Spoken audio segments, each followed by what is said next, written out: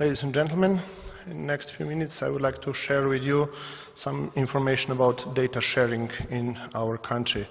I came from Slovenia, from Surveying and Mapping Authority of the Republic of Slovenia, which is a national contact point also for INSPIRE in our country. This presentation was prepared together with my colleague Irina Ažman, who is also here with me. The country is not so big, actually it's quite small, but we have quite a lot of data, spatial data or data related with location, which are maintained by the public authorities. And this presentation is dealing with 4 topics. How is the coordination of those data and service realized in our country? What is with the transparency of the data, and of course not the last important but the most important is charging mechanisms and public access for this data. Well, for coordination, we could say that at the moment we have put in place all legal and administrative conditions who allow us inter-sectoral, inter-department and inter-ministerial coordination. But we could say that communication is not always the best between these sectors and departments. And as a coordination office or national contact point, we are fully aware of these problems, but we try to improve the communication between all stakeholders. We are at the moment working mainly between public sector, governmental and local. And in next phase is in front of us also communication with the private sector, which is at the moment maybe not so present or so active. Well, at the moment for this access to data is allowed in Slovenia also information infrastructure, which was established centrally from the Ministry of Public Authority, and all public bodies are allowed to enter into this fast communication network, and this is one of the benefits which offer the access to the data sets and services quite easy for all these data users, data provider and data user. And from those reasons, in this communication network, with all the procedures and protocols, are involved at the moment only public sector bodies, governmental agencies and ministries, and also local communities. We already established the Slovenian INSPIRE geoportal for improving knowledge and awareness raising, and also providing the information about the data, of course. This portal is also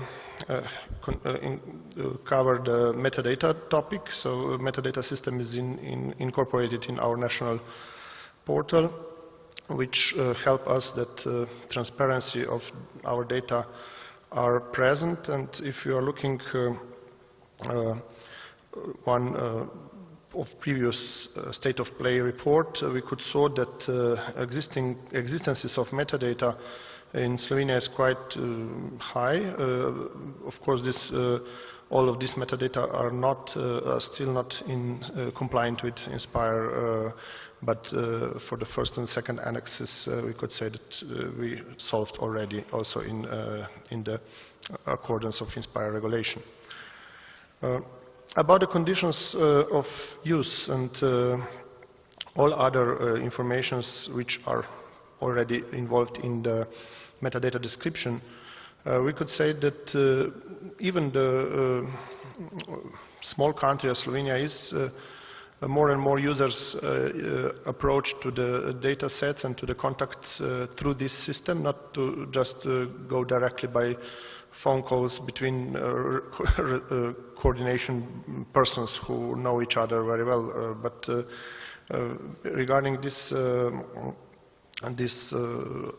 portal, we start somehow to structure communications between stakeholders as it was before. Our activities are closely related with e-government initiative in Slovenia because, as I mentioned, that infrastructure was built up through the to the ministry responsible for the public administration, and from those reasons, if we are looking at the e-government benchmark from 2009, we could saw also very good scores for Slovenian solutions, which is online available in the period of time of last 4 to 5 years.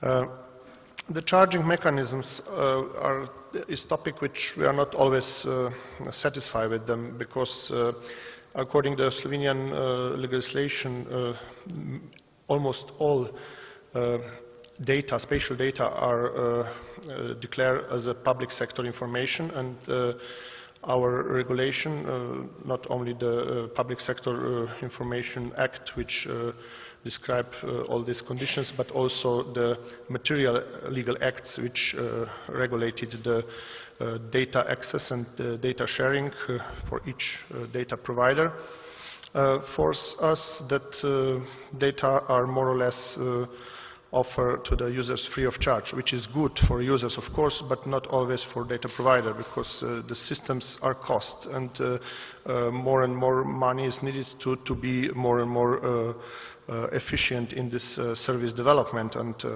data access tools development. So decision makers usually say you must do faster, better and cheaper, and to do this you need money and time, of course. So in that point of view, we are looking for some business models which could even partly cover the existing costs of maintenance of the distribution system and the system of data delivery on each ministry and governmental agency. But at the moment, I must say that the number of the figures are which are described here in the slide. The number of data provided through the electronic way is growing very fast. The amount of money is unfortunately, which is, for example which is shown here is from Surveying and Mapping Authority. So we could say that after in our legal act was defined that geodetical data are public sector information, the income from the charging of this data is rapidly fell down. This is the chart on the left side. So the access, we could say that today, because of the regulation which I mentioned before, availability of data by online access is quite high. There is again a chart from one of the State of Play report, a summary report from previous years, where Slovenian availability and accessibility of data through view and download services are quite high. Of course, we are speaking of existing services and existing data models, not to harmonize to the according to Inspire specification for all of them. Well, we could say that at the moment, as I say, many of those data and also the services are available for the users, and we did not have any big demand for another services or another data sets which are not accessible at the moment. So maybe just for quick overview, a few practical examples of existing activities which is going on in our country. The main activities within the ministry where our authority, Surveying and Mapping Authority, belongs is also activities related with spatial planning. There is an initiative or program of the projects called Spatial, where we would like to, where we're working in interoperability of data from the Surveying and Mapping Authority, from Spatial Planning Authority, and other data providers into the process of spatial planning at state level and in municipality level. This will be resulted at the end in automatically supported process of building permits issued, but of course a lot of standardization and harmonization tasks are in front of us. One of the examples of this data exchange and sharing was also the process of mass real estate valuation, which was finished in previous years in our country, and this data, value of the real estates, are already very actively used in several processes. One is social transfers, another was also taxation purposes, but this is one of the quite new example how the access and interoperability of the same data set is realized in supporting of concrete processes inside the governmental institutions. I could mention also the activities related with flood prevention, because hydrographical data became more and more important in many of natural disasters and emergency cases which was done or happened in previous years. And together with Slovenian Environmental Agency and with Ministry of Environment and Agriculture, which is called now, we working in exchange of data of hydrographic network and monitoring activities. I could counting further several other examples, but it is more or less similar as in other countries. So with these practical examples, we could show that data sharing is going on quite successful, but at the same time I must say that all of these processes are still, not all of these processes are harmonized with requests of Inspire Directive and technical specification, which is putting on place some details and requests in front of each data provider. Well, what about future? It's difficult to say what is in this glass ball written, but probably we will be focused in our country into the implementation of requests from the Inspire Directive and our national law, which bring this directive into force. But all the time we have in mind these questions: if we identify all real users and user needs through our processes, and if we will be fast enough, because as I said, every new technology, every new process is asking for another resources and another human and financial resources, and there is already in front of us questions how could we deal with accuracy versus speed of processes, because this is time to time very dangerous challenge which is in front of data user. Okay, there was mentioned already today that private initiative is not involved in Slovenia enough into these processes.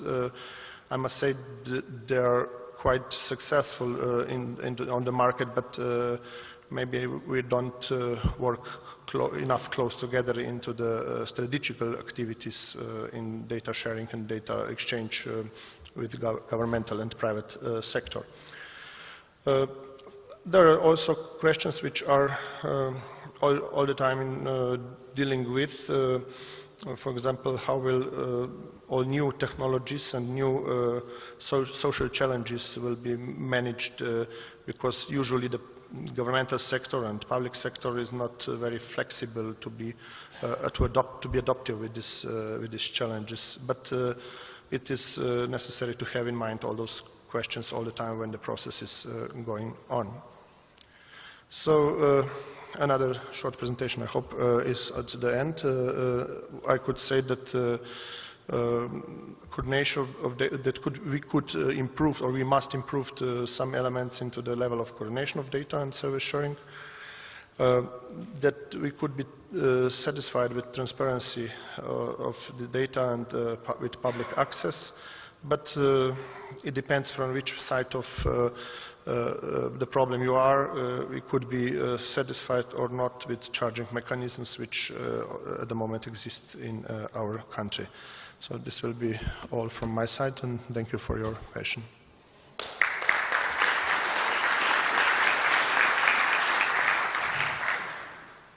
Well, thank you, Tomasz. I'm sure there are some questions here. It was a really interesting presentation. Are there? Yes, please.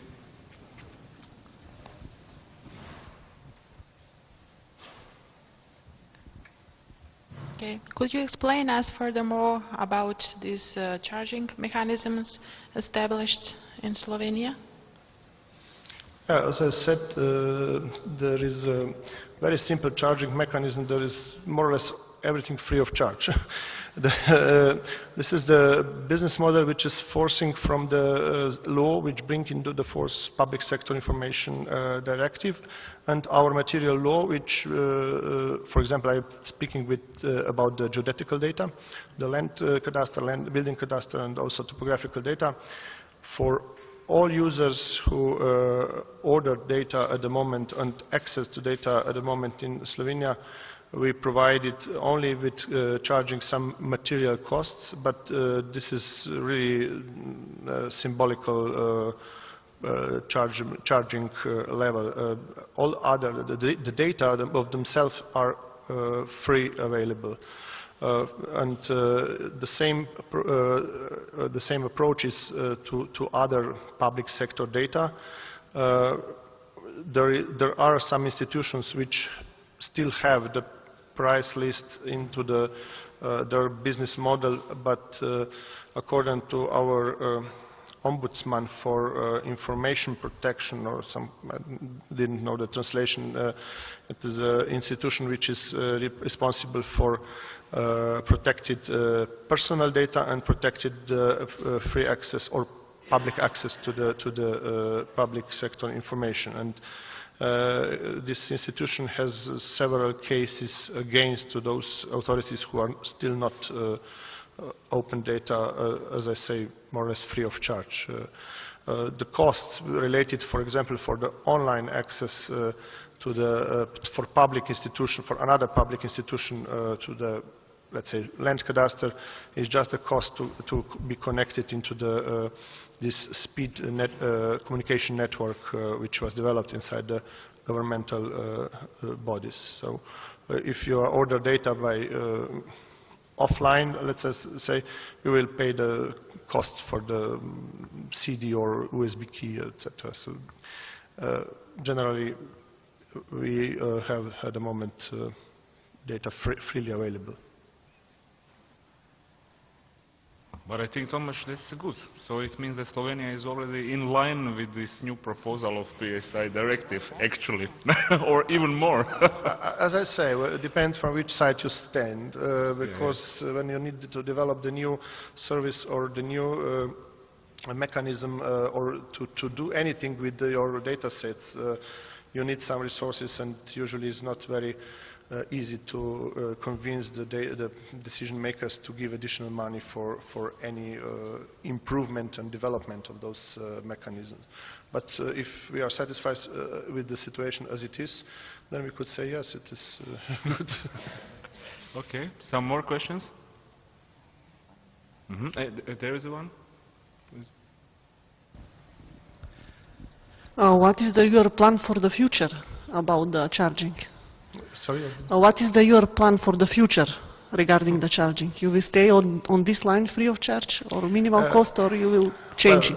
It's not depend only from concretely from our agency, but we prepare the proposal which would like to change a little bit relation regarding the material costs, because the necessity material cost for maintaining and updating data sets. Today, this definition is really depends from each agency to agency. Some of them are looking the cost of staff and cost of equipment. Some of them are just looking the cost of material, of the CD, as I said, and paper. So if we succeed to change a little bit this this area, then again the data will be more or less free of charge, but the fee which we'll be charging will be a little bit more reasonable, because at the moment in our public sector law, law about public administration, defined that all costs which are lower than 20 euro is not allowed to be charging for the citizen. This is for the to be polite and nice to the users, but if we have the price list as it is today, any bill almost not exceed this 20 euros. So in that case, even this small piece of money we didn't collect back, not for our purposes, but concretely for the data sets and for the all this money which is collected from this amount must be spent exactly for the improving the data distribution and the data delivery process. Good. Some more questions? Kathleen, you want to ask something? Or okay. Okay. I'm not going to let you off the hook this easy. Do you think there is one license is enough for download services and for view services? Because that's very different things. One of them is a data collection, and the other is maybe creative art, or is a product that you can actually put a copyright on. So it's very different things. Do you think one license is enough for both? This question is more to the whole group, maybe. So. Well, at the moment, as I say, for the view, we didn't use any license policy, so it's open. Also for the download, it's not the general license, it is case-by-case agreement with the public authority or just order for data for the citizen. But generally, I think that in this view and discovery services, there would not be licenses in our case, if I speak about the Slovenian solution.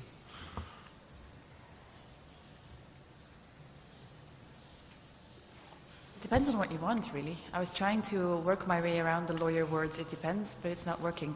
If you want to open up your service and want to have no conditions on it and allow any kind of use, no, then you're fine with one license. If you want to have some more control of what happens with it, then it's not that easy to put them in the same license, because indeed it's a different way of things work, and it's a different kind of service, and it's a different kind of conditions that are attached to the service. And it's not just about that. That's one of the main issues, again, that we're trying to solve in the drafting team, or just trying to get a view on in the first place, is what the difference is when you start working with services and not just talk about the data, but talk about the services. And then indeed the story becomes different, and you can have licensing models, but they don't encompass all services at once. So yeah, if you want an open service, sure, you don't even need a license, let alone one. But if you really want to have some further control, you would need to have different ones. You also wanted to ask something, Kathleen? Yeah? If I can, because if anybody else wants. I actually wanted to ask you about something totally different. I thought you raised an interesting point about the question how to deal with crowdsourcing versus authoritative data. Are you experimenting with that in Slovenia? Are there any applications for it? Well, partly yes, because during the process when we open the data to our users about the value and the ownership of real estate, we have one process of so-called public display, when we offering the access to all users, and we send our citizens the letter with the password which they could add some complaints and also change some part of data.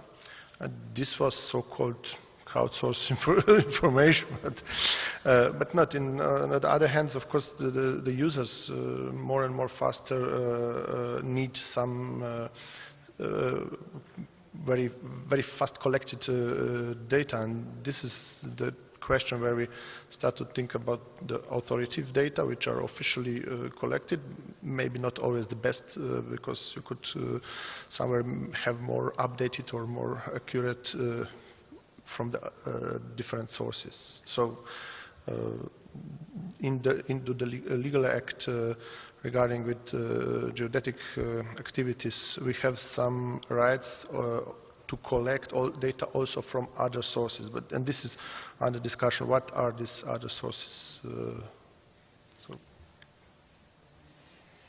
Good. Any more question maybe?